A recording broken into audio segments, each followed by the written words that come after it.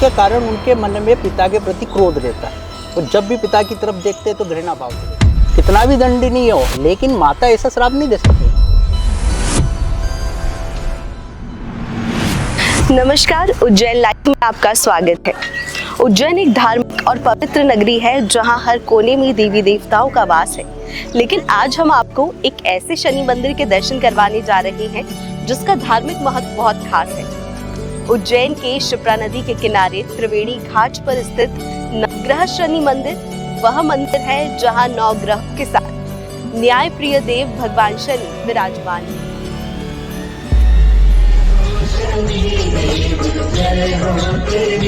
मेरे जीवन में हरदम कृपा हो तेरी।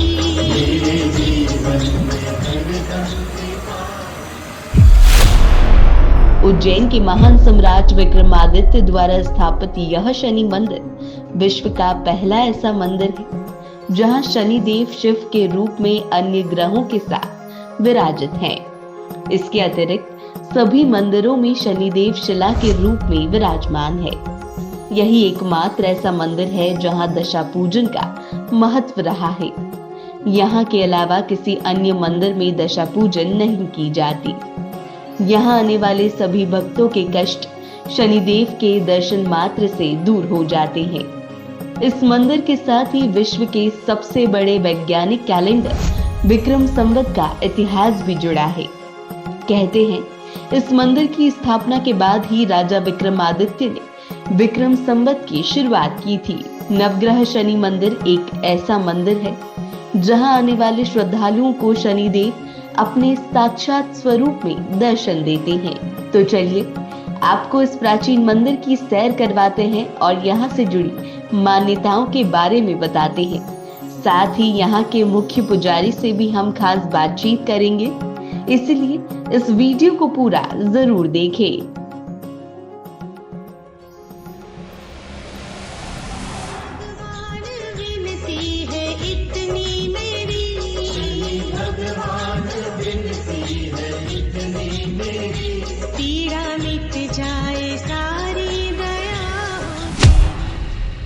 हमारे साथ नवग्रह शनि मंदिर के मुख्य और शासकीय पुजारी जितेंद्र बैरागी जी यहाँ मौजूद है।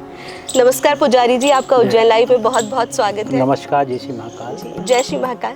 हम पुजारी जी आपसे मंदिर की प्राचीनता के बारे में ज़रूर जानेंगे, लेकिन सबसे पहले मैं चाहूँगी कि आप हमारे दर्शकों को न्यायप्रिय देव शनिदेव के बारे में कुछ बताएं, क्योंकि शनिदेव को न्यायप्रिय कहा जाता है, उनको फलदाता कहा जाता है। माना जाता है कि सभी के कर्मों का लेखा जोखा वो रखते हैं, लेकिन कहीं ना कहीं फिर भी भक्तों को, श्रद्धालुओं को, लोगों को भय रहता है शनिदेव को लेकर।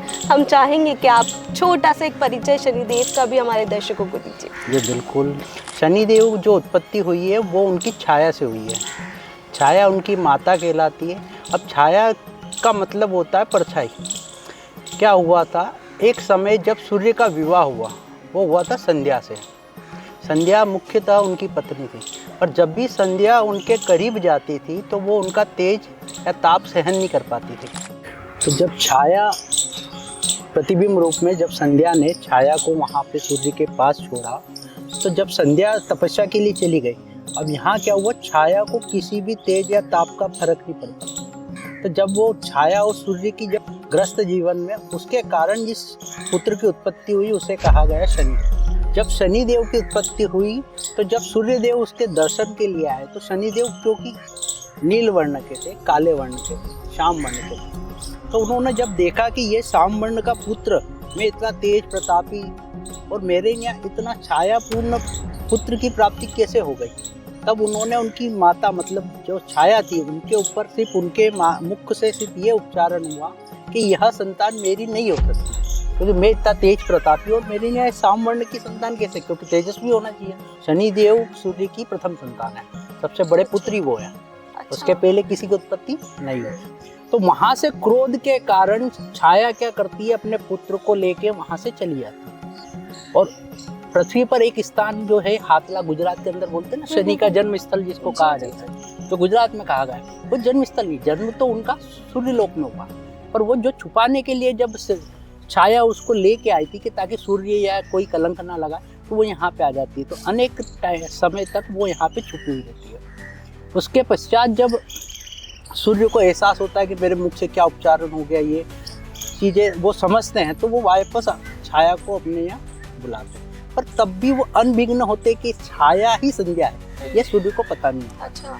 जब सूर्य के साथ में और छाया के साथ में शनिदेव बड़े होने लगते, क्योंकि बचपन में उनके कानों में जो एक माता के प्रति घृणा भाव जो गया था, उसके कारण उनके मन में पिता के प्रति क्रोध रहता है, और जब भी पिता की तरफ देखते तो घृणा भाव से देखते। इसलिए बोलते हैं शनि और सूर्य पिता पुत्र होने के बाद भी घृणा भाव के वो वहीं से चालू हो गए बचपन से। तो जब वो थोड़े से युवा अवस्था, जैसे 10 या 12 वर्ष की आयु हम समझते, तब जितनी अवस्था में वो होते तब तक उनका पालन पोषण छाया करती है। छाया जब पालन पोषण करके इस अवस्था में लेके आती, तो क्योंकि एक ही पुत्र है, बहुत अच्छा पालन पोषण, समय पे भोजन कराना, समय पे लाड़ लड़ाना, समय पे ज्ञान अर्जन कराना। पर जैसे ही संध्या आती है तो संध्या क्या करती है, छाया को बिना शनि को पता लगे अपने आप में विलीन कर देती है। विलीन मतलब समाहित कर लेती है। तो संध्या और छाया तो दोनों तो एक ही थी, पर जब संध्या आती है तो क्या, क्योंकि पुत्र छाया का था और संध्या के गर्भ से उसकी उत्पत्ति नहीं हुई, तो संध्या के अंदर भी वह प्रेम नहीं था उसके प्रति। किसके पास? शनि के प्रति। शनि के प्रति वह प्रेम नहीं था, वो ममता भाव नहीं था। पर क्योंकि वो उसी की उत्पत्ति थी तो वो उनको अपना पुत्र मानती थी। फिर उनके बाद जब संध्या तेज के कारण सूर्य के साथ संध्या के जो पुत्र उत्पन्न हुआ वो यम थे।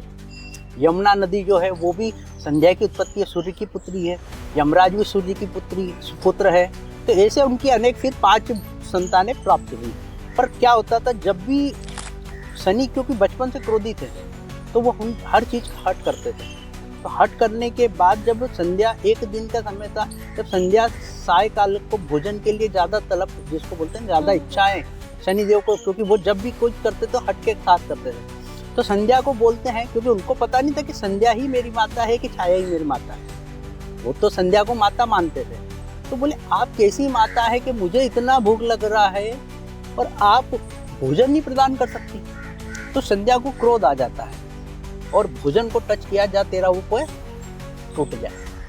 एक माता के प्रति ऐसा श्राप देना शनि, तो तब से बचपन से शनि को बोला जाता अपंग। शनि शनि शनि शनि शब्द होने का कारण शनि की धीमी गति होती है। आज कोई सा भी ग्रह ऐसा नहीं जो इतने वर्षों तक चलता है जितना शनि चलता है। शनि एक राशि पे 7.5 वर्षों तक चलता है। वही शनि शनि कारण बचपन से ही उनका रहा है। तो उनका जो सीधा पैर है, दाया पैर है, वो अपंग होता है। तो वही त्रुटि के कारण वो क्रोध होकर अपने पिता के पास जाते, सूर्यदेव मुझे माता ने श्राप दिया कि तेरा जो पैर है वो अपंग हो जाए। वहां पे सूर्यदेव बोलते कि एक माता हो के किसी पुत्र कितना भी कुकर्मी हो या कुआपी हो, कुछ भी हो, कितना भी दंडनीय हो, लेकिन माता ऐसा श्राप नहीं दे सकती। तो वो संध्या से जाके बोलते हैं कि तूने माता होके ऐसा श्राप पुत्र को कैसे दे दी। तब वो बताती कि मैं आपका ताप सहन नहीं कर सकती थी, छाया के कारण इसकी उत्पत्ति हुई। तो वो सारी चीजें फिर सूर्य को पता चलता है कि यह मेरी ही संतान है और मुझे आज तक पता नहीं। तो वहां से फिर प्रेम सूर्य का शनि के प्रति पूर्ण रूप से हो जाता है, लेकिन फिर भी क्रोध भाव शनिदेव के पास वही रहता है। तो वहां से वो घर छोड़ के चले जाते। अनेक वर्षों तक जंगलों में तपस्या करना, ऐसी प्रकार की अनेक क्रियाएं सूर्यदेव के साथ में शनिदेव हमेशा दूरी बना के करते रहे।